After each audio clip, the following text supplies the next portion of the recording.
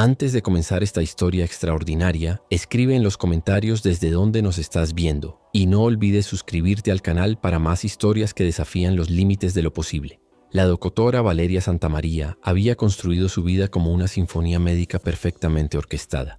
A los 34 años llevaba 12 años dedicados exclusivamente a la anestesiología, una especialidad que la mantenía en las sombras del quirófano, pero que le daba un control absoluto sobre la frontera más delicada de la medicina, la línea entre la conciencia y la inconsciencia, entre la vida y la muerte. Su apartamento en el exclusivo barrio de Eixample reflejaba su personalidad meticulosa. Cada libro de medicina organizado por especialidad y año de publicación, cada instrumento médico personal limpio y ordenado en cajones con etiquetas, cada superficie libre de cualquier objeto que no tuviera un propósito específico. Las paredes estaban decoradas únicamente con sus diplomas médicos y certificaciones internacionales, una colección impresionante que hablaba de una mujer que había sacrificado todo por la excelencia profesional.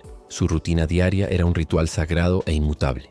Despertador a las 5:15 am exactos, ni un minuto antes ni después. 20 minutos de ejercicio cardiovascular en la cinta que había instalado frente a la ventana de su habitación, desde donde podía ver el Hospital General San Rafael iluminado en la distancia. Ducha de agua fría durante exactamente 8 minutos. Café negro preparado con granos colombianos molidos la noche anterior, acompañado de una tostada integral con mermelada de arándanos sin azúcar. Mientras desayunaba, Valeria revisaba meticulosamente los casos del día en su tablet, memorizando cada detalle de sus pacientes. Alergias, historial médico, medicaciones actuales, tipo de cirugía programada, tiempo estimado de procedimiento. Había desarrollado un sistema de codificación por colores para sus notas que le permitía identificar inmediatamente los riesgos potenciales y las consideraciones especiales para cada caso.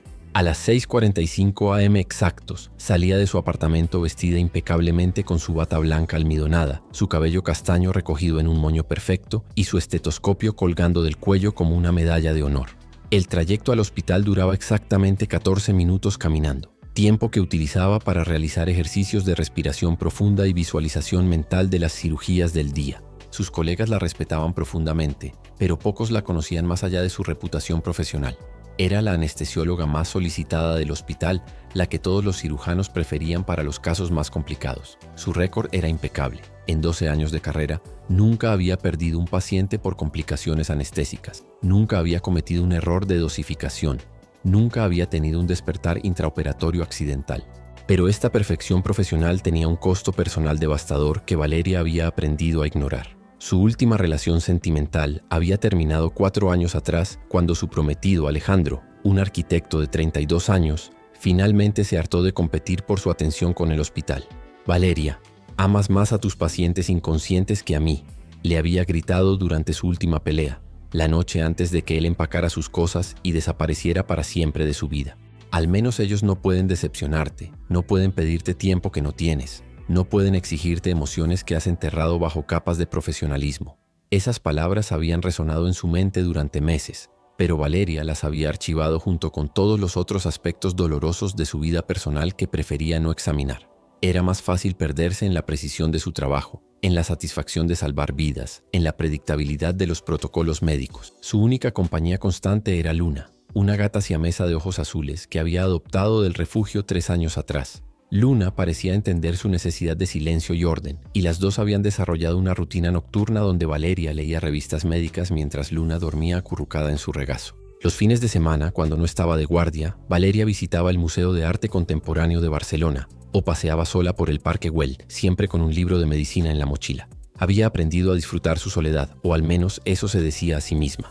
Los restaurantes para una persona ya no la incomodaban, las películas solas se habían vuelto una preferencia, y las vacaciones individuales le parecían más eficientes que coordinar horarios con otra persona. Pero en el fondo de su corazón, en esos momentos de quietud entre el sueño y la vigilia, Valeria a veces se preguntaba si Alejandro había tenido razón. ¿Había sacrificado su capacidad de amar a cambio de la perfección profesional? ¿Era posible que estuviera más cómoda con pacientes inconscientes porque ellos nunca podrían rechazarla, nunca podrían irse, nunca podrían pedirle más de lo que estaba dispuesta a dar? Estas reflexiones llegaban como susurros incómodos que rápidamente silenciaba sumergiéndose en estudios médicos o casos clínicos complicados. Había construido su identidad completamente alrededor de ser la mejor anestesióloga del hospital, y esa identidad no tenía espacio para dudas o vulnerabilidades emocionales. La mañana del martes 15 de octubre comenzó exactamente igual que las otras 4.247 mañanas anteriores de su carrera médica. Valeria no tenía forma de saber que este día cambiaría no solo su rutina perfecta, sino la comprensión fundamental de quién era ella como mujer y como ser humano. El primer caso del día era rutinario. Una colecistectomía laparoscópica en una mujer de 55 años con historial de cálculos biliares. Valeria administró la anestesia con su precisión habitual, monitoreó los signos vitales durante las 2 horas de cirugía y despertó a la paciente sin complicaciones. El segundo caso fue igualmente predecible. Una artroscopia de rodilla en un joven futbolista de 23 años. Eran las 11:47 am cuando la enfermera jefe María Carmen irrumpió en la sala de descanso donde Valeria estaba revisando los casos de la tarde. «Doctora Santamaría, tenemos una emergencia», dijo María Carmen con esa expresión tensa que Valeria había aprendido a interpretar como «prepárate para lo peor». «¿Qué tenemos?», se preguntó Valeria, ya poniéndose de pie y ajustándose la bata. «Accidente de motocicleta. Varón de 29 años. Múltiples traumas, fractura expuesta de fémur, posible lesión espinal, traumatismo cráneoencefálico severo, hemorragia interna masiva. Los paramédicos tuvieron que reanimarlo 3 veces durante el traslado. El doctor Mendoza ya está preparando el equipo quirúrgico». Valeria sintió la familiar descarga de adrenalina que acompañaba los casos de trauma severo. Estas eran las cirugías que realmente ponían a prueba sus habilidades, las que separaban a los anestesiólogos competentes de los excepcionales. «¿Tiempo estimado?», preguntó mientras se dirigían rápidamente hacia el quirófano de emergencias. «El doctor Mendoza calcula entre 10 y 14 horas. Va a ser una cirugía extremadamente compleja, doctora. Van a necesitar estabilizar la columna, reparar la hemorragia interna, reconstruir el fémur y evaluar el daño neurológico. ¿Alguna información sobre el paciente?». «Muy poca. Se llama Diego Herrera, arquitecto, sin familia inmediata en Barcelona. Los documentos indican que sus padres murieron hace años y no tiene hermanos. Un vecino lo identificó en el lugar del accidente». Mientras se preparaban para entrar al quirófano, Valeria ejecutó mentalmente su protocolo estándar para casos de trauma múltiple. Evaluación inmediata del estado cardiovascular, preparación para potencial pérdida masiva de sangre, selección cuidadosa de agentes anestésicos que no comprometieran la presión arterial ya inestable, monitoreo neurológico continuo. Pero cuando cruzó las puertas del quirófano y vio al paciente por primera vez, algo completamente inesperado sucedió. Diego Herrera yacía sobre la mesa de operaciones y a pesar de las múltiples heridas que cubrían su cuerpo, a pesar de la palidez de la pérdida de sangre, a pesar de los tubos y cables que ya lo conectaban a las máquinas de soporte vital, Valeria se sintió paralizada por una reacción que no había experimentado jamás en su carrera médica. No era solo que fuera atractivo, aunque lo era. Tenía el tipo de belleza masculina que se ve en esculturas renacentistas. Pómulos definidos, mandíbula fuerte, cabello castaño oscuro que caía en ondas suaves sobre su frente. Sus manos, incluso inmóviles e inertes, tenían dedos largos y elegantes que hablaban de alguien que creaba cosas bellas con ellas. Pero lo que realmente la impactó fue algo más profundo e inexplicable. Cuando se acercó para hacer la evaluación preanestésica, sintió una conexión inmediata e irracional, como si lo conociera de alguna vida anterior. Su piel, a pesar del trauma, irradiaba una calidez que parecía llamarla. Su rostro en reposo tenía una serenidad que contrastaba dramáticamente con la violencia de sus heridas. «Doctora, ¿está lista?», preguntó el doctor Mendoza, ya con guantes estériles y bisturí en mano. Valeria se sacudió mentalmente, forzándose a regresar al protocolo médico. «Por supuesto, doctor. Paciente estable para inducción». Pero mientras preparaba la medicación anestésica, sus manos temblaron ligeramente, algo que no le había pasado desde su primer año de residencia. Se las miró sorprendida, como si le pertenecieran a otra persona.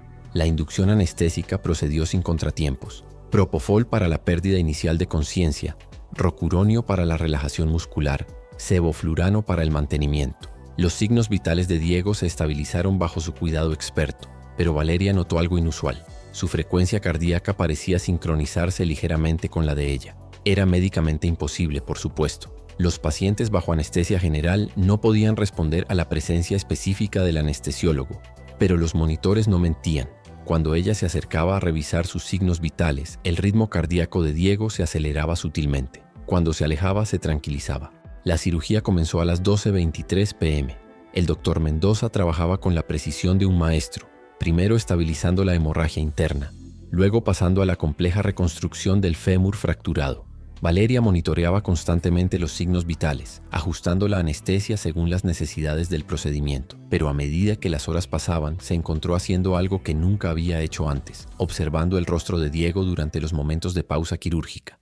Había algo hipnótico en la forma en que su pecho subía y bajaba con el respirador, en la manera en que sus pestañas creaban pequeñas sombras sobre sus mejillas. A las 6:30 p.m., durante un breve descanso del equipo quirúrgico, Valeria se quedó sola con Diego. El quirófano estaba en silencio, exceptuando los rítmicos sonidos de las máquinas de monitoreo. Fue entonces cuando hizo algo completamente fuera de carácter. Le habló.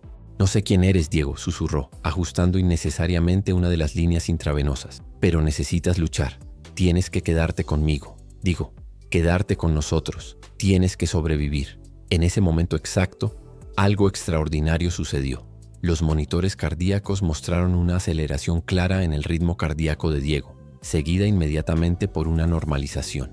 Era como si hubiera escuchado sus palabras y hubiera respondido a ellas. Valeria revisó inmediatamente todos los parámetros. La anestesia era estable, no había cambios en la presión arterial, no había indicadores de que estuviera recuperando conciencia. Médicamente no había explicación para esa respuesta. «¿Todo bien, doctora?», preguntó el doctor Mendoza al regresar al quirófano. «Todo perfecto», mintió Valeria, pero su corazón latía tan rápido como el de Diego había latido en el monitor.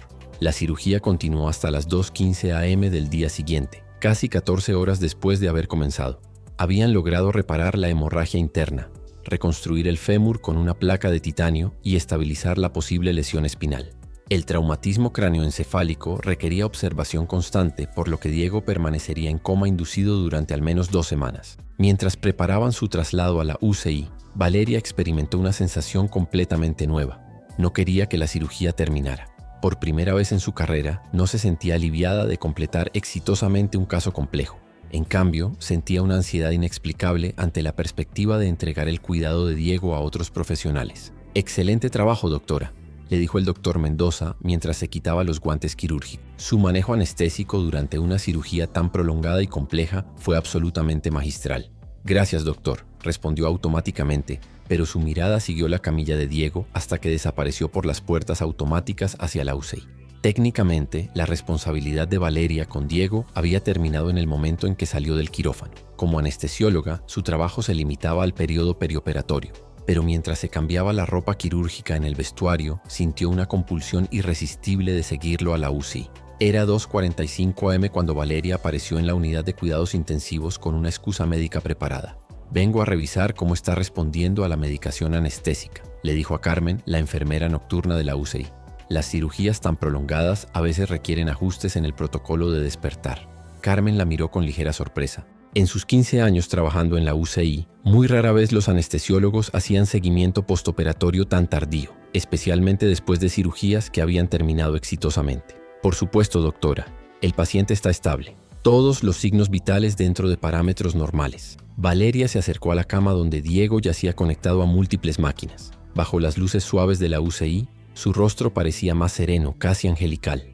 Las heridas faciales menores habían sido limpiadas y vendadas, pero sus facciones permanecían perfectamente visibles. «¿Cómo han estado los signos neurológicos?», preguntó, revisando el monitor de presión intracraneal. «Estables. No hay indicios de inflamación cerebral. La tomografía de control mostró algunas contusiones menores, pero nada que sugiera daño permanente». Valeria asintió, pero no se movió de junto a la cama. Algo en la presencia de Diego la tranquilizaba de una manera que no podía explicar. Su respiración se había sincronizado con la del respirador y sentía una paz inexplicable observando su rostro dormido. «¿Doctora?», preguntó Carmen después de varios minutos de silencio. «¿Hay algo específico que esté buscando?». «Solo verificando la respuesta pupilar», mintió Valeria, aunque ya había revisado las pupilas de Diego 3 veces. Se quedó junto a su cama durante 45 minutos más, inventando revisiones médicas innecesarias. Cuando finalmente se forzó a irse, ya eran las 3:30 a.m. y su turno había terminado oficialmente hacía más de una hora. Pero al salir del hospital esa madrugada, Valeria sabía que algo fundamental había cambiado en ella. Por primera vez en 12 años de carrera médica, no podía dejar de pensar en un paciente específico. No podía sacarse de la mente el rostro de Diego, la forma en que su cuerpo había respondido a su voz, la sensación de conexión inexplicable que había sentido durante toda la cirugía. Llegó a su apartamento a las 4:15 a.m., Pero en lugar de seguir su rutina habitual de ducha y descanso inmediato, se quedó despierta hasta el amanecer, sentada junto a la ventana con Luna en el regazo, pensando en un hombre que ni siquiera conocía, pero que de alguna manera se había convertido en el centro de todos sus pensamientos. Era el comienzo de una obsesión que cambiaría su vida para siempre, y que la llevaría a descubrir verdades sobre sí misma que había pasado décadas evitando enfrentar. Los siguientes días marcaron el inicio de un comportamiento que Valeria no podía explicar ni controlar, pero que se sentía tan natural como respirar. Su rutina perfectamente ordenada comenzó a girar completamente alrededor de las visitas a la UCI. A las 7:00 am del día siguiente, después de apenas 2 horas de sueño inquieto, Valeria apareció en la UCI con su primera excusa médica del día. «Buenos días, Carmen», saludó a la enfermera del turno nocturno. «Vengo a revisar los niveles de sedación. Los pacientes con trauma múltiple a veces requieren ajustes especiales en el protocolo de despertar». Era una explicación técnicamente válida, pero Carmen notó que la doctora Santamaría llevaba consigo una carpeta inusualmente gruesa, llena de estudios sobre coma inducido y recuperación neurológica. Valeria se instaló en la silla junto a la cama de Diego y comenzó lo que se convertiría en un ritual diario. Primero revisaba meticulosamente todos los monitores. Presión arterial, estable en 118/76. Frecuencia cardíaca, 72 latidos por minuto en reposo. Saturación de oxígeno, 98%. Temperatura corporal, 36.8 degrees Celsius. Presión intracraneal, dentro de límites normales. Luego, examinaba físicamente las heridas en proceso de sanación. La incisión abdominal donde habían reparado la hemorragia interna mostraba signos excelentes de cicatrización. La pierna derecha, inmovilizada con el sistema de fijación externa para la fractura de fémur, no mostraba signos de infección. Las contusiones faciales estaban desapareciendo gradualmente, revelando más claramente las facciones aristocráticas de Diego, pero lo que realmente la fascinaba era observar su respiración. Aunque estaba conectado al respirador, Valeria podía detectar sutiles intentos de respiración espontánea, indicios de que su cuerpo luchaba por recobrar el control automático de las funciones vitales. «Es un luchador», le comentó a Carmen después de su primera hora de observación. «Sus signos vitales muestran una resistencia excepcional». «¿Ha tratado muchos casos similares, doctora?» «Algunos», respondió Valeria, aunque la verdad era que había manejado docenas de casos de trauma similar, pero ninguno la había impactado de esta manera. Durante esa primera visita prolongada, Valeria comenzó a estudiar cada detalle físico de Diego con una atención que iba mucho más allá del interés médico profesional. Sus manos, incluso inmóviles, tenían callos específicos en las yemas de los dedos que hablaban de alguien que trabajaba con instrumentos de precisión. Sus brazos mostraban la musculatura definida de alguien que practicaba deporte regularmente. Su rostro tenía líneas de expresión alrededor de los ojos que sugerían una persona que sonreía con frecuencia. «¿Sabe algo sobre su vida personal?», le preguntó a Carmen, tratando de sonar casual. «Muy poco. Los documentos indican que trabajaba como arquitecto en un estudio del centro de Barcelona. No hay contactos de emergencia familiares. Aparentemente sus padres murieron hace años. Un vecino fue quien lo identificó después del accidente». «¿Un vecino? ¿No tenía pareja?». Carmen consultó el expediente. «No hay ningún contacto marcado como pareja o cónyuge. Parece que vivía solo». Valeria sintió una punzada de algo que se parecía peligrosamente a los celos, aunque no podía explicar por qué la posibilidad de que Diego tuviera pareja la había puesto tan tensa. A las 9:30 am, después de más de 2 horas en la UCI, Valeria finalmente se forzó a irse para atender sus cirugías programadas del día. Pero durante todo el día, entre procedimiento y procedimiento, sus pensamientos regresaban constantemente a Diego. Durante una apendicectomía rutinaria, se encontró preguntándose qué tipo de arquitectura diseñaba. Edificios residenciales, oficinas corporativas, quizás espacios públicos como parques o bibliotecas. Durante una cirugía de vesícula biliar, se descubrió especulando sobre sus aficiones. Los callos en sus dedos sugerían que tal vez tocaba algún instrumento musical. Su físico atlético indicaba que probablemente practicaba algún deporte. A las 2:30 p.m., durante su descanso para almorzar, Valeria hizo algo completamente fuera de carácter. En lugar de comer en la cafetería del hospital como había hecho durante 12 años, regresó a la UCI con la excusa de verificar la respuesta a los cambios en la medicación. «Doctora, qué sorpresa verla de nuevo», dijo Teresa, la enfermera del turno diurno. «¿Hay alguna preocupación específica con el paciente Herrera?» «Solo quiero asegurarme de que la transición del propofol al midazolam esté procediendo suavemente», explicó Valeria, usando terminología técnica que sonaba profesional, pero que en realidad era rutinaria y no requería supervisión especializada. Se instaló nuevamente en la silla junto a Diego y después de verificar que Teresa estaba ocupada con otros pacientes, hizo algo que la sorprendió incluso a sí misma. comenzó a hablarle en voz baja. «No sé si puedes escucharme, Diego», susurró, ajustando innecesariamente las sábanas alrededor de sus hombros. Los estudios sugieren que los pacientes en coma a veces pueden procesar sonidos y voces, aunque no puedan responder conscientemente. Hizo una pausa mirando su rostro en busca de cualquier signo de respuesta. Sus párpados permanecían inmóviles, pero había algo en la serenidad de su expresión que la invitaba a continuar. «Eres arquitecto», continuó con voz apenas audible. «Me pregunto qué tipo de espacios diseñas. ¿Espacios que hacen feliz a la gente? ¿Lugares donde las familias pueden estar juntas?» En ese momento algo extraordinario sucedió.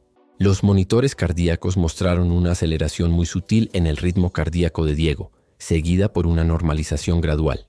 Era el mismo patrón que había observado durante la cirugía. Valeria se incorporó inmediatamente, revisando todos los parámetros neurológicos. No había cambios en la presión intracraneal, no había movimientos oculares, no había indicios de que estuviera emergiendo del coma.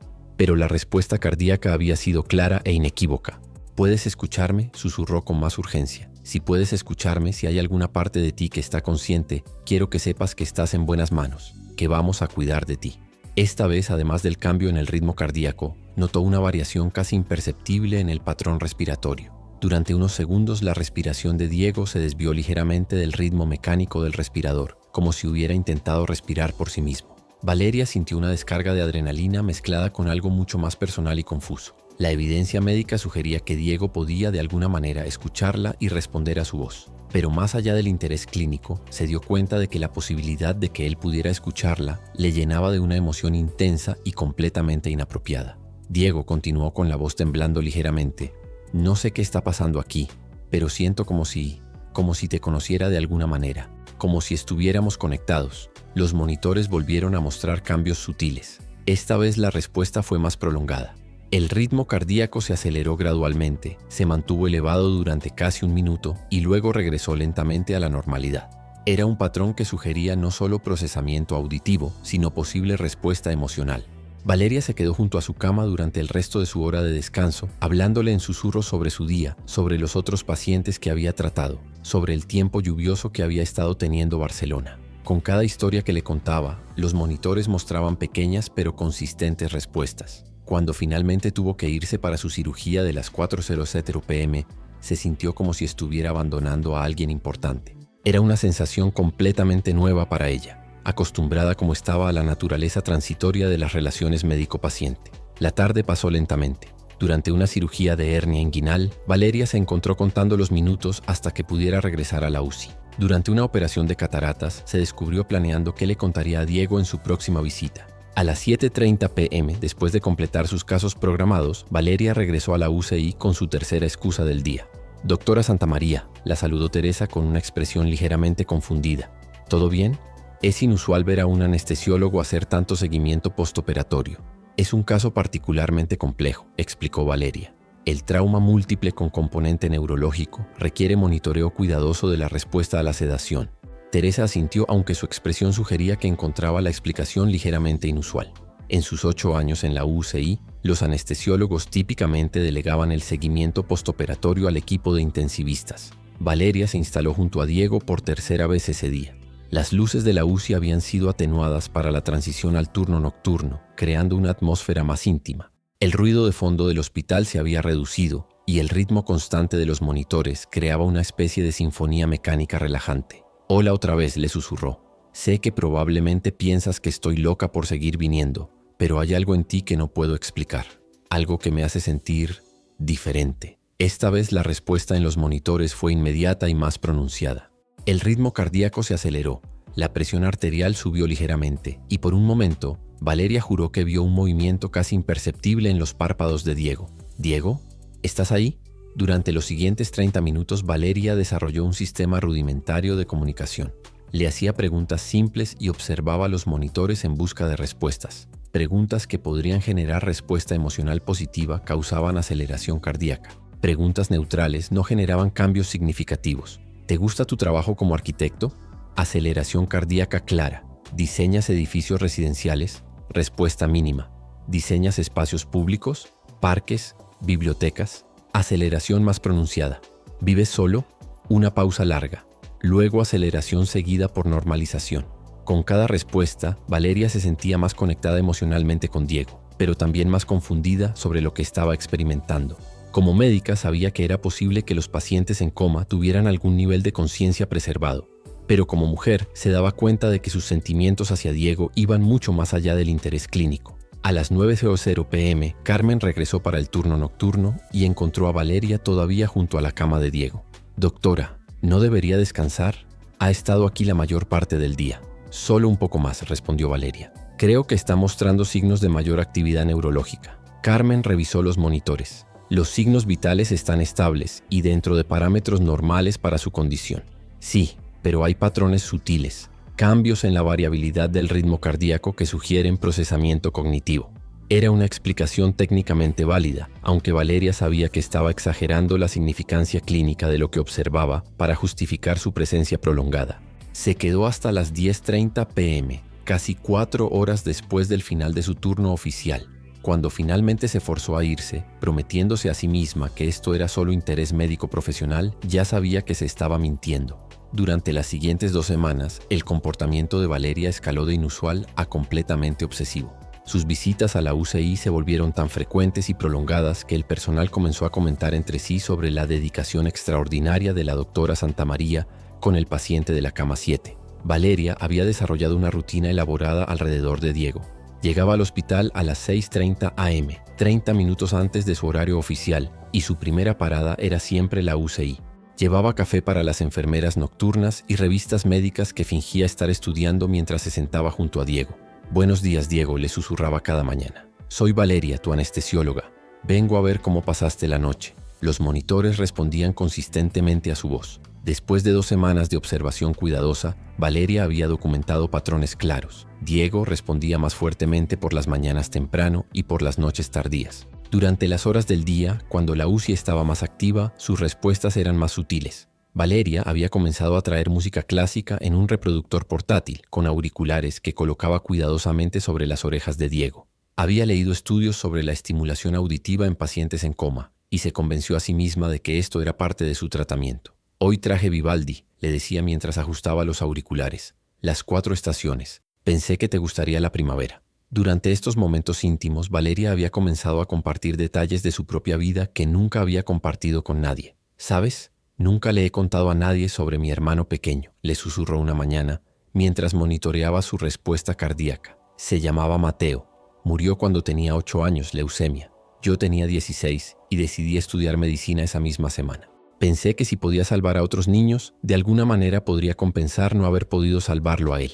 Los monitores mostraron la respuesta emocional más intensa que había registrado hasta ese momento. El ritmo cardíaco de Diego se aceleró significativamente y se mantuvo elevado durante varios minutos. «¿Puedes entender lo que significa perder a alguien que amas?», continuó, con lágrimas que no se había permitido derramar en años corriendo por sus mejillas. «¿Por eso te sientes tan familiar para mí?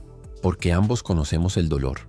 Estas conversaciones unilaterales se habían vuelto la parte más importante del día de Valeria. Durante sus cirugías regulares, se encontraba contando mentalmente las horas hasta que pudiera regresar junto a Diego.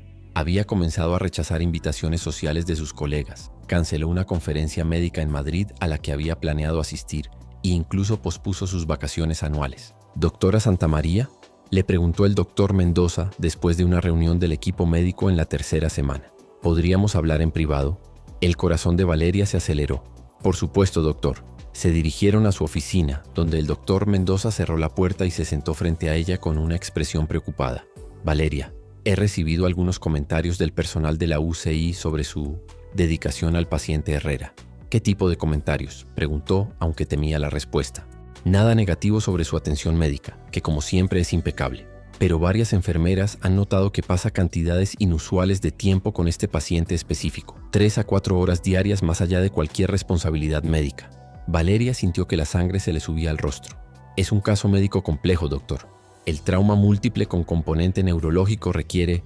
«Valeria», la interrumpió gentilmente. «Conozco su trabajo desde hace 8 años. Su competencia profesional es incuestionable. Pero estoy preocupado por usted como persona. No entiendo. ¿Cuándo fue la última vez que salió del hospital antes de las 10 p.m.? ¿Cuándo fue la última vez que almorzó en la cafetería en lugar de en la UCI? ¿Cuándo fue la última vez que habló con sus colegas sobre algo que no fuera el caso Herrera?». Valeria se quedó en silencio. No podía responder ninguna de esas preguntas porque la respuesta a todas era la misma, desde que Diego había llegado al hospital. Doctor, mi dedicación a mis pacientes siempre ha sido: Valeria, hay una diferencia entre dedicación profesional y apego personal, y creo que usted ha cruzado esa línea. Las palabras del doctor Mendoza resonaron en su cabeza como una alarma médica. Sabía que tenía razón, pero la sola idea de reducir su tiempo con Diego la llenaba de ansiedad. ¿Qué está sugiriendo? Que tome una semana de vacaciones, que busque perspectiva y que cuando regrese mantenga una distancia profesional apropiada con el señor Herrera. ¿Y si se despierta mientras estoy fuera? ¿Y si necesita? Valeria, escúchese. Está hablando como si fuera la única persona en este hospital capaz de cuidar de él. Tenemos un equipo completo de intensivistas, enfermeras especializadas y todo el personal médico necesario. Esa noche Valeria llegó a la UCI a las 11 p.m., después de que el doctor Mendoza se hubiera ido a casa. Necesitaba tiempo a solas con Diego para procesar lo que había sucedido. «Hola», le susurró, sentándose en su silla habitual. «He tenido un día difícil». Los monitores respondieron inmediatamente, como si Diego hubiera estado esperando su voz. «Mi jefe piensa que estoy demasiado involucrada emocionalmente contigo», continuó. «Y tal vez tenga razón, pero no puedo explicarle lo que siento cuando estoy aquí contigo. No puedo explicarle que por primera vez en años me siento conectada con otro ser humano». La respuesta cardíaca fue intensa y prolongada. «¿Qué me está pasando, Diego? ¿Por qué tú? ¿Por qué ahora?». Fue entonces cuando tomó una decisión que cambiaría todo. Usando su acceso médico, obtuvo la dirección personal de Diego de su expediente. Su apartamento estaba a solo 20 minutos del hospital. El sábado por la mañana, Valeria se encontró parada frente al edificio donde vivía Diego. Era un edificio moderno de apartamentos en el barrio de Gracia, con líneas limpias y ventanas grandes que hablaban del gusto arquitectónico de alguien que entendía el diseño. Había convencido al administrador del edificio de que necesitaba acceso al apartamento para buscar información médica relevante sobre el tratamiento de Diego. Era una mentira, pero su credencial médica y su tono profesional habían sido convincentes. El apartamento de Diego era exactamente como había imaginado: espacioso, ordenado, lleno de luz natural. Los muebles eran de líneas modernas pero cálidas, en tonos de madera natural y telas neutras. Las paredes estaban cubiertas de bocetos arquitectónicos, planos de edificios y fotografías de proyectos completados. Valeria se movió por el espacio como si estuviera en un museo dedicado a la vida de Diego.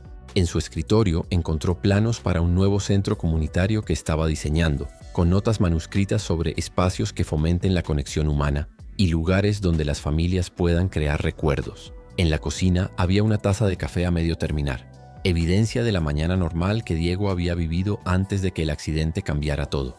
El refrigerador tenía fotografías: Diego con amigos en una cena, Diego en una obra de construcción con casco y sonrisa amplia, Diego abrazando a un perro grande en lo que parecía ser un parque. Pero fue en el dormitorio donde Valeria encontró lo que más la impactó. En la mesita de noche había una fotografía enmarcada: Diego abrazando a una mujer rubia hermosa en una playa. Al reverso, con letra manuscrita, decía: Ana y Diego, Santorini 2023, para siempre. Valeria sintió una punzada de celos tan intensa que la sorprendió. ¿Quién era Ana? ¿Por qué no había aparecido en el hospital? ¿Habían terminado su relación? ¿O simplemente no sabía sobre el accidente? Se quedó en el apartamento durante 3 horas, memorizando cada detalle, tratando de entender quién era Diego más allá del paciente inconsciente que conocía. Cuando finalmente se fue, se llevó consigo una pequeña fotografía de Diego sonriendo que había encontrado sobre su escritorio. Se dijo a sí misma que era para mostrársela cuando despertara, para ayudarlo a recordar quién era, pero en realidad la quería para sí misma. Esa noche, de regreso en la UCI, Valeria le contó a Diego sobre su visita a su apartamento. «Tienes buen gusto», le susurró. «Tu hogar refleja tu personalidad, cálido, acogedor, pero sofisticado, exactamente como imaginé que serías». Luego, con una valentía que no sabía que poseía, le preguntó sobre Ana. «Vi una fotografía tuya con una mujer llamada Ana, en Santorini. ¿Es importante para ti?». La respuesta en los monitores fue compleja. Aceleración cardíaca inicial, seguida por un periodo de irregularidad, como si Diego estuviera procesando emociones conflictivas. «Ya no están juntos», continuó, «porque si fuera importante para ti, estaría aquí. Y no está». Esta vez la respuesta fue más clara. Normalización gradual del ritmo cardíaco, como si la tensión se hubiera resuelto. Durante las siguientes semanas, Valeria construyó una fantasía elaborada alrededor de su relación con Diego. Se convencía a sí misma de que las respuestas en los monitores eran evidencia de que él la conocía, que la esperaba, que compartían una conexión especial que trascendía su estado inconsciente. comenzó a vestirse con más cuidado para sus visitas a la UCI. Se compraba blusas nuevas, se arreglaba el cabello de manera diferente, usaba un perfume sutil que esperaba que él pudiera detectar de alguna manera. ¿Te gusta este perfume?, le preguntaba, acercándose para que su muñeca quedara cerca de su rostro. Es jazmín y vainilla. Leí que los aromas pueden estimular la memoria en pacientes en coma.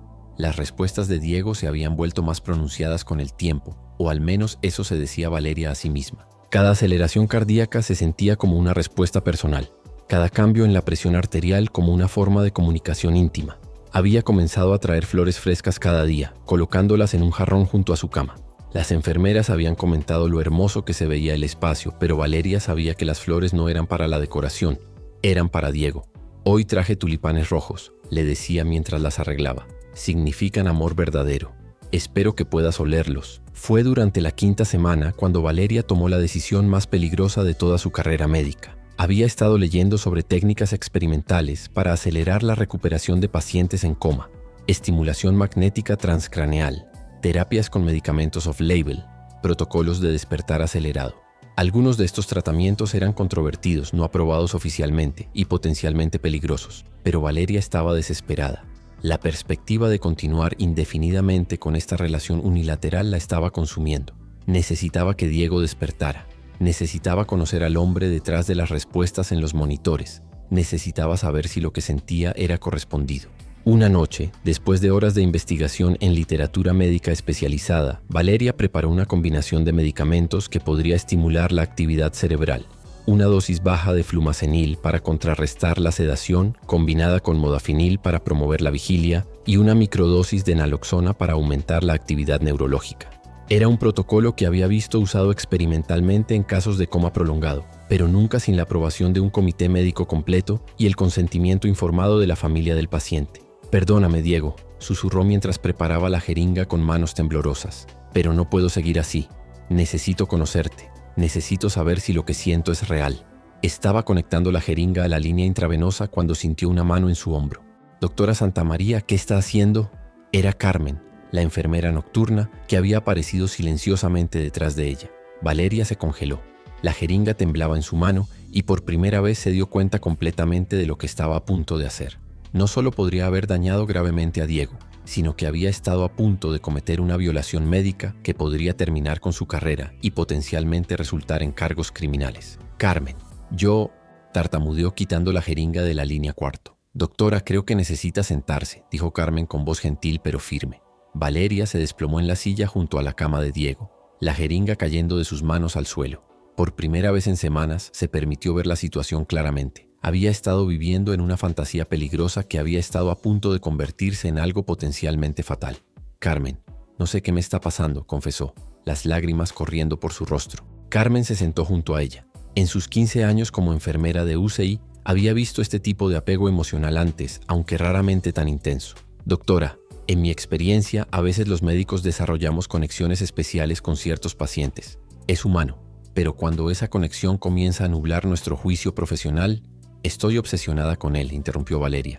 «Pienso en él constantemente. No puedo concentrarme en mis otros pacientes. He estado inventando excusas médicas para pasar tiempo aquí. Incluso fui a su apartamento». Carmen asintió comprensivamente. «Doctora, ¿ha considerado hablar con alguien profesionalmente? ¿Un terapeuta o consejero? ¿Vas a reportar lo de la jeringa?». Carmen miró la jeringa en el suelo, luego a Valeria, luego a Diego durmiendo pacíficamente en la cama. «Voy a reportar que usted se dio cuenta de que necesita ayuda antes de hacer algo irreversible. Voy a recomendar que hable con el doctor Mendoza mañana y que busque apoyo profesional». Esa noche Valeria no regresó a su apartamento. Se quedó en el hospital, sentada en una sala de espera vacía, reflexionando sobre cómo había llegado a este punto. Se dio cuenta de que había usado su obsesión con Diego como una forma de evitar enfrentar su propia soledad, su incapacidad para formar relaciones reales y recíprocas. Diego le había ofrecido la ilusión de conexión sin el riesgo de rechazo. Él no podía irse, no podía decepcionarla, no podía pedirle más de lo que estaba dispuesta a dar. Era la relación perfecta para alguien que había aprendido a evitar la vulnerabilidad emocional real. Pero también se dio cuenta de que lo que había interpretado como respuestas especiales a su voz probablemente eran respuestas automáticas que Diego tendría con cualquier estímulo auditivo familiar y constante. Había proyectado sus propios deseos en patrones médicos normales. A las 6:00 am, Cuando el doctor Mendoza llegó al hospital, encontró a Valeria esperándolo en su oficina. «Doctor», dijo antes de que él pudiera hablar, «necesito confesarle algo y necesito su ayuda». Le contó todo. Las visitas excesivas, las conversaciones unilaterales, la visita al apartamento de Diego y finalmente el incidente con la jeringa. El doctor Mendoza la escuchó sin interrumpir, su expresión pasando de la preocupación a la alarma y finalmente a la comprensión compasiva. «Valeria», dijo cuando ella terminó, «gracias por su honestidad. Eso requirió mucho coraje. ¿Voy a perder mi licencia médica? No si buscamos ayuda inmediatamente, pero necesita tomar una licencia médica temporal, necesita terapia intensiva y necesita mantenerse completamente alejada del señor Herrera. ¿Qué pasa con mis otros pacientes? Sus otros pacientes estarán bien cuidados por el equipo, pero usted necesita cuidarse a sí misma primero». Esa misma tarde, Valeria visitó a Diego por última vez. Carmen la acompañó, tanto para apoyo como para supervisión. Diego le susurró tomando su mano por primera y última vez. «Me voy a ir por un tiempo. Necesito encontrar ayuda para entender lo que he estado sintiendo». Los monitores mostraron su respuesta habitual, pero esta vez Valeria no la interpretó como comunicación personal. La vio como lo que probablemente siempre había sido, el cuerpo de Diego respondiendo a estímulos auditivos familiares. «Espero que cuando despiertes, y vas a despertar, encuentres la felicidad que mereces, con alguien que pueda amarte de manera saludable y real». Se quedó 5 minutos más. Memorizó su rostro una última vez y luego se fue. Durante las siguientes 8 semanas, Valeria se sometió a terapia intensiva con la doctora Patricia Reyes, una psicóloga especializada en profesionales de la salud con problemas de apego y límites emocionales. Las sesiones fueron reveladoras y a menudo dolorosas. Valeria descubrió patrones en su vida que se remontaban a la muerte de su hermano menor, su tendencia a buscar control a través del cuidado médico, su miedo a la pérdida que la llevaba a evitar relaciones reales, su uso del trabajo como escape de la intimidad emocional genuina. «Valeria», le dijo la doctora Reyes durante su 6ª sesión. Diego representaba la relación perfecta para alguien con sus patrones. Le permitía sentir conexión sin riesgo de abandono, cuidar sin reciprocidad esperada, amar sin vulnerabilidad real. Pero lo que sentí por él se sintió tan real. Estoy segura de que se sintió real. Los sentimientos fueron genuinos, pero estaban basados en proyección y fantasía, no en conocimiento real de quién es él como persona. ¿Cómo puedo saber la diferencia entre amor real y obsesión? El amor real respeta la autonomía del otro. La obsesión busca control. El amor real puede existir incluso cuando la otra persona no está disponible. La obsesión requiere posesión. Durante este tiempo, Valeria también trabajó en construir una vida fuera del hospital. Se unió a un club de fotografía, comenzó clases de cocina italiana y gradualmente empezó a socializar con personas que no tenían conexión con la medicina. Fue durante su 7ª semana de terapia que recibió la llamada que había estado esperando y temiendo a la vez. «Doctora Santamaría, habla Carmen de la UCI. Pensé que querría saber. Diego Herrera despertó del coma ayer». Valeria sintió una mezcla compleja de emociones. Alegría por su recuperación, alivio de que hubiera sobrevivido, pero también una punzada de pérdida. La fantasía había terminado oficialmente. «¿Cómo está?» «Muy bien, considerando todo». Confundido, por supuesto, pero neurológicamente intacto. Ha estado preguntando sobre la mujer que solía visitarlo y hablarle. El corazón de Valeria se aceleró. «¿Preguntando sobre mí?» «Sí», dice que recuerda una voz femenina que le hablaba durante el coma. Una mujer que le contaba sobre su día, sobre otros pacientes, sobre sentirse sola. Valeria cerró los ojos. Después de semanas de terapia, entendía que esto no era una confirmación de su conexión especial, sino evidencia de que Diego había tenido algún nivel de conciencia preservado durante el coma y había procesado los estímulos auditivos de su entorno. ¿Le dijeron quién era yo?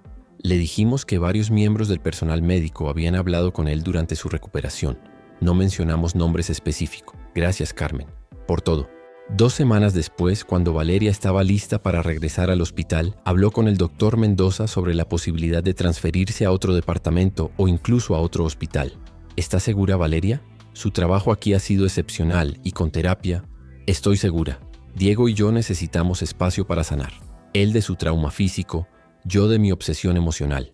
Y he recibido una oferta del Hospital Clinic que creo que podría ser buena para mi crecimiento personal y profesional.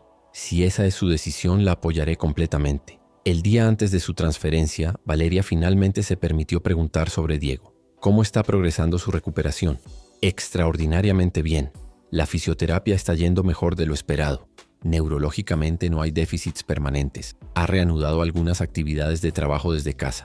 Me alegra escuchar eso. Valeria, ¿quiere verlo? Antes de irse, él ha expresado curiosidad sobre el personal médico que lo cuidó durante el coma. Valeria reflexionó cuidadosamente. Después de meses de terapia, se sentía más fuerte, más clara sobre los límites apropiados. Tal vez si era tiempo de cerrar este capítulo apropiadamente. Está bien, pero con supervisión. Esa tarde, acompañada por Carmen, Valeria entró a la habitación de rehabilitación, donde Diego estaba haciendo ejercicios físicos con un terapeuta. Cuando la vio, se detuvo inmediatamente. Tú, dijo simplemente, eres la mujer de la voz. Valeria se quedó sin palabras por un momento. Diego se veía exactamente como había imaginado que se vería despierto, inteligente, cálido, con ojos expresivos que parecían ver directamente dentro de su alma. Hola Diego, dijo finalmente. Soy la doctora Santamaría. Era tu anestesióloga durante la cirugía inicial. Durante el coma había una voz que me hablaba. Me contaba sobre cirugías, sobre otros pacientes, sobre sentirse sola. Eras tú. Sí, los estudios sugieren que los pacientes en coma a veces pueden procesar sonidos. Pensé que la estimulación auditiva podría ser benéfica. Diego la estudió cuidadosamente. Pero era más que eso, ¿verdad? No era solo protocolo médico. Valeria sintió la presión familiar de la atracción, pero esta vez, fortalecida por meses de terapia, pudo mantener perspectiva. Diego, desarrollé una conexión emocional inapropiada contigo durante tu coma. Crucé límites profesionales y busqué ayuda para entender y corregir ese comportamiento. Inapropiada, pero tu voz me mantuvo conectado a la vida. Cuando todo era oscuridad, tú eras la única constante que me hacía recordar que existía un mundo al cual regresar. Valeria sintió lágrimas en sus ojos, pero se mantuvo firme en los límites que había aprendido a establecer. Me alegra saber que mi presencia fue útil en tu recuperación. Pero Diego, lo que sentí por ti durante esas semanas no era amor saludable. Era obsesión basada en fantasía y proyección. No te conocía realmente y tú no me conocías a mí. ¿Y ahora que estoy despierto, no podríamos conocernos realmente? Carmen intervino gentilmente. Diego, la doctora Santamaría se está transfiriendo a otro hospital mañana. Diego parecía decepcionado, pero también comprendió algo en la expresión de Valeria. Entiendo, dijo finalmente. Necesitas distancia para sanar de lo que viviste durante mi coma. Exactamente. Y tú necesitas concentrarte en tu recuperación física y en reconstruir tu vida sin la complicación de nuestra historia médica. Pero ¿podríamos mantenernos en contacto? Como amigos eventualmente. Valeria sonrió tristemente. Eventualmente tal vez, pero no ahora. Ambos necesitamos tiempo. Valeria, hay algo que quiero que sepas, dijo Diego. No importa cuáles fueran tus motivaciones, tu voz me salvó de maneras que van más allá de la medicina. Y aunque no podamos explorar lo que podría haber sido entre nosotros, siempre voy a estar agradecido. Y yo siempre voy a estar agradecida de que me enseñaras que todavía puedo sentir algo real por otra persona, incluso si no pudimos explorarlo de manera apropiada. Se despidieron con un abrazo breve y casto, observado por Carmen. Era un cierre, no un comienzo. Pero aquí es donde la historia toma un giro completamente inesperado. El plot twist que cambiará todo lo que creíamos saber sobre esta conexión extraordinaria. 6 meses después de la transferencia de Valeria al Hospital Clínic, ella había logrado reconstruir su vida profesional y personal. La terapia había continuado, había desarrollado una relación romántica saludable con Carlos, un profesor de historia, y había aprendido a mantener límites apropiados entre su trabajo y su vida personal. Fue entonces cuando recibió una llamada que cambiaría todo. ¿Doctora Santamaría? Habla la doctora Elena Vázquez del Departamento de Neurología del Hospital San Rafael. Necesito hablar con usted sobre Diego Herrera. ¿Ha habido complicaciones en su recuperación? No exactamente complicaciones, pero hemos hecho algunos descubrimientos muy inusuales que creo que debería conocer. ¿Qué tipo de descubrimientos? ¿Podríamos encontrarnos en persona? Es mejor que se lo explique cara a cara.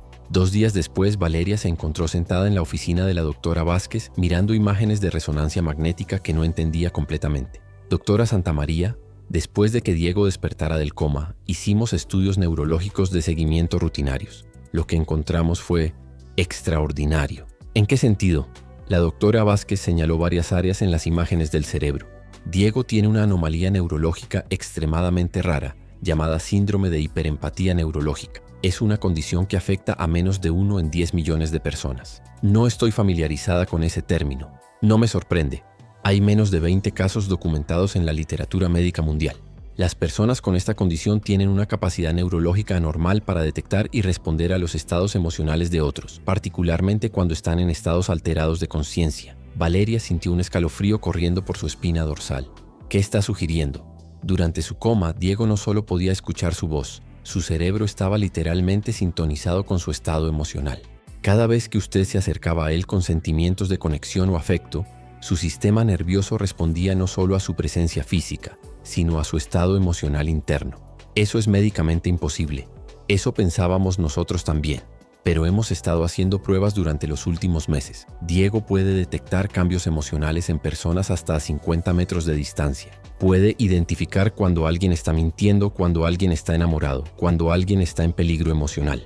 Valeria se quedó sin palabras. Todo lo que había interpretado como obsesión enfermiza de su parte había sido: «Doctora, hay más». Diego nos ha contado que durante su coma no solo escuchaba su voz, sentía sus emociones, experimentaba su soledad, su anhelo de conexión, su miedo al abandono. En esencia, ustedes dos tuvieron una conexión emocional genuina que trascendió su estado de conciencia. ¿Está diciendo que lo que sentía era real? ¿Que había una conexión genuina? Más que eso, Diego experimentó cada una de sus emociones como si fueran propias. Su obsesión, su soledad, su anhelo. Él las sintió todas, y su cerebro respondió creando lo que solo puedo describir como un vínculo emocional neurológico. Valeria se sentía mareada. Pero yo busqué terapia. Me dijeron que era obsesión enfermiza. Y probablemente lo era desde su perspectiva. Pero desde la perspectiva de Diego, ustedes estaban teniendo una experiencia emocional compartida genuina. Él estaba tan conectado emocionalmente a usted como usted a él. ¿Por qué me están contando esto ahora? La doctora Vázquez dudó por un momento. Porque Diego está sufriendo, doctora. Desde que usted se fue, ha entrado en una depresión severa. No porque la extrañe románticamente, sino porque su cerebro perdió una conexión neurológica que había llegado a depender para el equilibrio emocional. ¿Qué quiere decir? Las personas con síndrome de hiperempatía necesitan conexiones emocionales profundas para mantener estabilidad neurológica. Durante su coma y recuperación inicial, usted proporcionaba esa conexión. Su ausencia ha creado lo que podríamos llamar síndrome de abstinencia emocional. Valeria se quedó en silencio por largos minutos procesando esta información revolucionaria. ¿Qué están sugiriendo? No estoy sugiriendo nada romántico, pero creo que ustedes dos necesitan encontrar una forma de mantener algún tipo de conexión que reconozca tanto su necesidad neurológica única como sus límites profesionales y personales apropiados. Esa noche Valeria no pudo dormir. Todo lo que había creído sobre su obsesión con Diego había sido recontextualizado completamente. No había sido una anestesióloga desarrollando sentimientos inapropiados por un paciente vulnerable. Había sido una mujer respondiendo a una conexión neurológica genuina con alguien cuyo cerebro estaba literalmente sintonizado con sus emociones. Pero también se daba cuenta de que esto no cambiaba el hecho de que había cruzado límites profesionales, que había estado a punto de administrar medicación experimental sin autorización, que había invadido la privacidad de Diego visitando su apartamento. 2 semanas después de mucha deliberación y consulta con su terapeuta, Valeria decidió contactar a Diego. Se encontraron en un café neutral, lejos tanto del Hospital San Rafael como del Hospital Clínic. Cuando Diego la vio entrar, inmediatamente se puso de pie, y Valeria notó que se veía demacrado, como si no hubiera estado durmiendo bien. «Valeria», dijo, con una sonrisa que no llegaba a sus ojos. «Gracias por venir. Diego, la doctora Vázquez me contó sobre tu condición. ¿El síndrome de hiperempatía?» «Sí. Aparentemente soy una rareza médica. ¿Cómo te sientes sobre lo que pasó entre nosotros?» Diego reflexionó cuidadosamente, confundido, aliviado de saber que no estaba loco, pero también perdido. «Durante meses tu presencia emocional era lo único constante en mi mundo. Ahora me siento como si hubiera perdido una parte de mí mismo. Diego, tengo que ser honesta contigo. Aunque ahora entiendo que había base neurológica para nuestra conexión, eso no cambia el hecho de que mi comportamiento fue inapropiado. Crucé límites éticos, invadí tu privacidad, casi puse en riesgo tu seguridad, pero no sabías sobre mi condición. Reaccionaste de manera completamente humana a una situación extraordinaria. Aún así, no podemos usar tu condición para excusar mi comportamiento». Diego asintió. «Entonces, ¿qué hacemos ahora?» Valeria había pensado mucho sobre esta pregunta. «Creo que podemos ser amigos. Amigos reales basados en conocimiento mutuo y respeto, no en fantasía o conexión neurológica anormal, pero con límites claros». «¿Qué tipo de límites?» «Nos vemos en lugares públicos. Mantenemos contacto regular pero no constante. Cada uno construye su propia vida independiente. Y si cualquiera de los dos siente que está desarrollando dependencia emocional poco saludable, lo hablamos abiertamente». Durante los siguientes meses, Valeria y Diego desarrollaron una amistad genuina y madura. Se encontraban para café una vez por semana. Intercambiaban mensajes ocasionales y gradualmente llegaron a conocerse como las personas reales que eran, no como las proyecciones que habían sido durante el coma. Valeria descubrió que Diego era tan inteligente y compasivo como había imaginado, pero también que tenía defectos humanos normales. Era obsesivamente puntual hasta el extremo de la rudeza. Tenía tendencias perfeccionistas que lo estresaban innecesariamente y había tenido una relación complicada con Ana que había terminado meses antes de su accidente debido a problemas de comunicación. Diego descubrió que Valeria era tan dedicada y cuidadosa como había percibido emocionalmente, pero también que tenía tendencia a usar el trabajo para evitar intimidad real, que había aprendido a ser independiente hasta el extremo del aislamiento y que había estado luchando con la pérdida de su hermano menor durante toda su carrera médica. ¿Sabes qué es lo más extraño?, le dijo Diego durante uno de sus encuentros regulares, 6 meses después de haber reanudado contacto. Durante el coma, cuando sentía tus emociones, pensé que te conocía completamente, pero conocerte realmente como persona es mucho más interesante. ¿Más interesante que la conexión emocional directa? Diferente. La conexión emocional era intensa pero unidimensional. Conocer tu personalidad, tus opiniones, tu sentido del humor, tus manías, eso es multidimensional. 1 año después del accidente, tanto Valeria como Diego habían reconstruido sus vidas de maneras saludables. Valeria había sido promovida a jefa del departamento de anestesiología en el Hospital Clínic y había desarrollado una relación seria con Carlos. Diego había regresado completamente al trabajo y había comenzado una relación con Laura, una psicóloga especializada en condiciones neurológicas raras que entendía sus necesidades especiales. ¿Alguna vez te arrepientes?, le preguntó Valeria durante lo que sería su última conversación regular. Ambos habían decidido que era tiempo de reducir la frecuencia de sus encuentros para permitir que sus nuevas relaciones florecieran sin complicaciones. ¿De qué? ¿Del accidente? De todo. De la conexión que tuvimos, de que no pudimos explorarla románticamente, de que nos hayamos conocido en circunstancias tan extrañas. Diego reflexionó. No me arrepiento del accidente porque me llevó a descubrir mi condición y a entender mejor cómo funciona mi cerebro. No me arrepiento de nuestra conexión porque me enseñó que la intimidad emocional es posible para mí, incluso si mi cerebro funciona de manera diferente. Y no me arrepiento de que no fuéramos románticos, porque nuestra amistad me enseñó la diferencia entre conexión neurológica y compatibilidad real. ¿Y qué es esa diferencia? La conexión neurológica es involuntaria. La compatibilidad real requiere elección consciente, trabajo mutuo y crecimiento compartido. Y Laura. Diego sonrió, esta vez con una sonrisa que llegaba completamente a sus ojos. Laura entiende mi condición, pero me ama a pesar de ella, no por ella. No necesita mi empatía neurológica para sentirse conectada conmigo, pero aprecia cómo la uso para entenderla mejor. Me alegra por ti, Diego, de verdad. ¿Y Carlos? Carlos me ama sin necesitar que lo necesite médicamente. Puede cuidar de sí mismo, tiene su propia vida completa y elige estar conmigo porque le gusto, no porque tenga algún vacío que necesite que llene. ¿Es eso amor más saludable? Es amor más equilibrado, menos intenso que lo que sentí por ti, pero más sostenible. Valeria, hay algo que quiero decirte antes de que reduzcamos nuestro contacto. ¿Qué? Gracias por salvarme la vida, sí, pero más importante, gracias por enseñarme que puedo tener conexiones emocionales reales sin perder mi identidad en ellas. Gracias por enseñarme que puedo amar profundamente sin necesitar controlar o poseer. Se despidieron con un abrazo largo y cálido, sabiendo que probablemente no se verían regularmente de nuevo, pero también sabiendo que lo que habían compartido había cambiado a ambos de maneras positivas y permanentes. 5 años después, Valeria recibió una invitación de boda. Diego se casaba con Laura, y querían que ella estuviera presente. En la tarjeta, Diego había escrito una nota personal. Valeria, quería que supieras que Laura y yo hemos decidido especializar nuestras carreras en ayudar a personas con condiciones neurológicas raras como la mía. Inspirados por nuestra experiencia, vamos a abrir un centro de investigación donde las conexiones emocionales inusuales se estudien científicamente, no se patologicen. Esperamos que esto ayude a otros a entender que las formas diferentes de experimentar la conexión humana pueden ser dones, no maldiciones, cuando se manejan con sabiduría. Valeria asistió a la boda con Carlos, quien ahora era su esposo.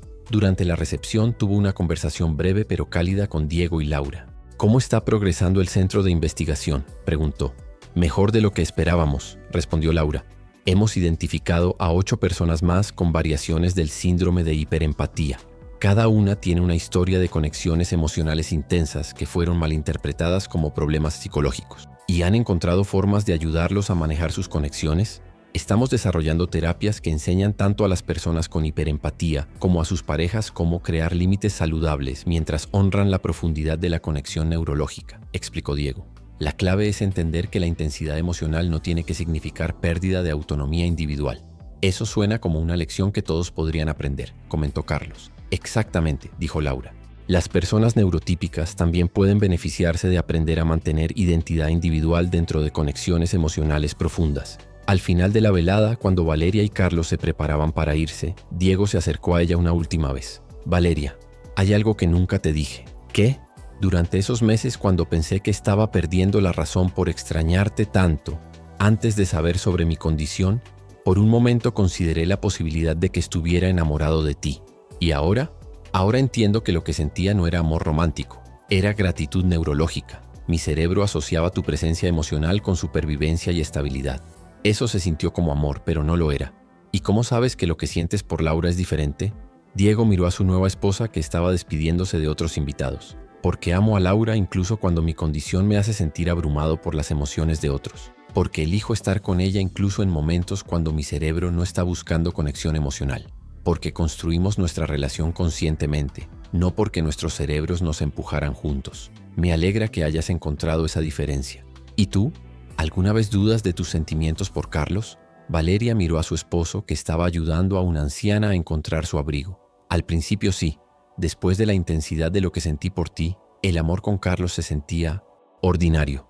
Pero aprendí que ordinario no significa menos real. Significa más estable, más elegido, más sostenible. ¿No extrañas la intensidad? A veces, pero prefiero la paz. Cuando Valeria y Carlos finalmente llegaron a casa esa noche, él le preguntó cómo se había sentido viendo a Diego casarse con otra persona. Bien, respondió honestamente, como ver a un buen amigo encontrar su felicidad. ¿No hay parte de ti que se pregunte qué habría pasado si las circunstancias hubieran sido diferentes? Valeria reflexionó cuidadosamente. Creo que si Diego y yo nos hubiéramos conocido en circunstancias normales, probablemente habríamos tenido una cita o dos. Nos habríamos dado cuenta de que éramos mejor como amigos y habríamos seguido adelante con nuestras vidas sin drama. ¿Por qué? Porque aunque tengamos respeto mutuo y cariño genuino, no tenemos la compatibilidad cotidiana que hace que las relaciones a largo plazo funcionen. Él es obsesivamente puntual. Yo soy crónicamente tarde. Él necesita mucha estimulación social debido a su condición. Yo necesito mucho tiempo sola para recargarme. Él ve películas románticas. Yo prefiero documentales médicos. Carlos rió. Básicamente son incompatibles en todo lo que no sea conexión emocional profunda. Exactamente. Y la conexión emocional profunda, aunque importante, no es suficiente para construir una vida juntos. ¿Y nosotros? Nosotros tenemos conexión emocional moderada pero consistente. Más compatibilidad práctica excelente, más elección consciente mutua de construir una vida juntos día a día. ¿Eso es menos romántico? Es más realista. Y a largo plazo, más romántico porque está basado en quiénes somos realmente, no en quienes fantaseamos que somos. 10 años después de esa conversación, Valeria había desarrollado su propia especialidad en anestesia para pacientes con condiciones neurológicas raras. Había trabajado con 3 pacientes más con variaciones del síndrome de hiperempatía y había desarrollado protocolos específicos para manejar sus necesidades especiales durante cirugías. Diego y Laura habían expandido su centro de investigación a nivel internacional, ayudando a identificar y apoyar a personas con formas inusuales de procesamiento emocional. Su trabajo había contribuido a cambiar la comprensión médica de las diferencias neurológicas de déficits a variaciones. Aunque Valeria y Diego mantenían contacto mínimo, una tarjeta de felicitación en Navidades, notificaciones ocasionales sobre desarrollos profesionales relevantes, ambos reconocían que su experiencia compartida había sido fundamental en moldear quienes habían llegado a ser. La última vez que hablaron fue cuando Valeria leyó en una revista médica que Diego había recibido un premio internacional por su investigación sobre conexiones neurológicas atípicas. Le envió un mensaje simple: «Felicitaciones. Estoy orgullosa de cómo has usado tu experiencia para ayudar a otros». Él respondió: «Gracias. Espero que sepas que nada de esto habría sido posible sin haber aprendido de nuestra experiencia que las conexiones intensas pueden ser navegadas éticamente y convertidas en crecimiento positivo». Y así termina esta historia extraordinaria de conexión, obsesión, crecimiento y redención. Una historia que nos enseña que los sentimientos intensos no siempre indican compatibilidad real, que las diferencias neurológicas pueden ser dones cuando se entienden correctamente, y que las experiencias más difíciles de nuestras vidas a menudo se convierten en la base de nuestro crecimiento más profundo. Valeria aprendió que había una diferencia entre amar a alguien y necesitar a alguien, entre conexión emocional y dependencia emocional, entre intensidad y sostenibilidad. Diego aprendió que su condición neurológica única podía ser una herramienta para ayudar a otros en lugar de una fuente de confusión personal, que las conexiones emocionales profundas requerían límites saludables para ser beneficiosas y que el amor real implica elección consciente, no solo compatibilidad neurológica. Ambos aprendieron que las crisis personales, cuando se navegan con honestidad y ayuda profesional, pueden convertirse en oportunidades para un crecimiento que nunca habría sido posible en circunstancias normales. ¿Qué piensas de esta historia? ¿Crees que Valeria manejó correctamente sus sentimientos intensos hacia Diego? ¿Te parece que el síndrome de hiperempatía de Diego justifica la intensidad de su conexión? ¿Has experimentado alguna vez sentimientos tan intensos hacia alguien que te hicieron cuestionar tus propios límites? Déjanos tus comentarios abajo. No olvides suscribirte al canal y activar la campanita para más historias que exploran los límites de la experiencia humana, las complejidades de la conexión emocional y las lecciones que aprendemos cuando la vida nos pone en situaciones extraordinarias. Recuerda, las experiencias más confusas de nuestras vidas a menudo contienen las lecciones más valiosas, siempre y cuando tengamos el coraje de examinarlas honestamente y buscar ayuda cuando la necesitamos.